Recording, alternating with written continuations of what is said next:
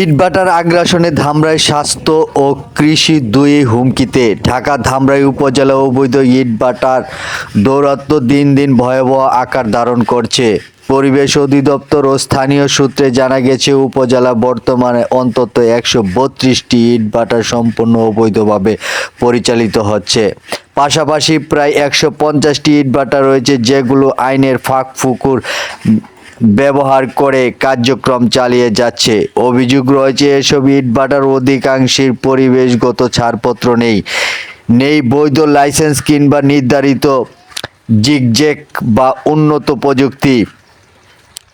ফলে ফসলি জমি নষ্ট হচ্ছে, বসতবাড়ি ও শিক্ষা প্রতিষ্ঠান ক্ষতিগ্রস্ত হচ্ছে এবং মারাত্মকভাবে দূষিত হচ্ছে বাতাস।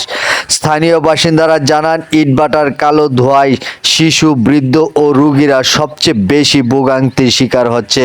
শ্বাসকষ্ট, চোখ জ্বালা এবং চর্মরোগের মতো নানান সমস্যা বেড়ে গেছে। অনেক এলাকায় কৃষি জমি উর্বরতা নষ্ট হয়ে যাচ্ছে বলে অভিযোগ উঠেছে।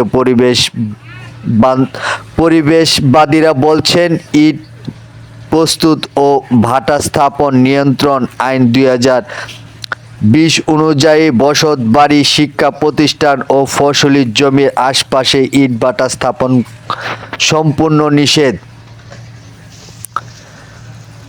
অথচ ধামরাইয়ের এইসব আইন প্রকাশ্যে লঙ্ঘিত হচ্ছে। স্থানীয় অভিযোগ, প্রভাবশালী মহলের ছত্রছায়ায় এসব অবৈধ ভাটা বছরের পর বছর ধরে চলছে। মাঝে মাঝে অভিযান হলেও তা টেকসই হচ্ছে না। পরিবেশ অধিদপ্তর থেকে মোবাইল কোড করে জরিমানা করলে চিমড়ি ধ্বংস করে, এতে জনগণের কোনো উপকার হয় না হয় পরিবেশের শুধু আই ওয়াশ করে। তাদের বিরুদ্ধে অনিয়মের অভিযোগও উঠে এসেছে। এই বিষয়ে প্রশাসনের দৃষ্টি আকর্ষণ করে এলাকাবাসী দ্রুত অবৈধ ইটভাটা উচ্ছেদ এবং আইনি ফাঁক-ফোকর বন্ধ করা এবং পরিবেশ রক্ষার কার্যক্রম ব্যবস্থা গ্রহণের দাবি জানিয়েছে। দর্শক, আপনারা দেখতে পাচ্ছেন ধামরাইয়ের বর্তমান পরিস্থিতি নিয়ে আমরা যে প্রতিবেদন করেছি। চোখ রাখুন, আরও বিস্তারিত নিয়ে আপনাদের সামনে হাজির হব।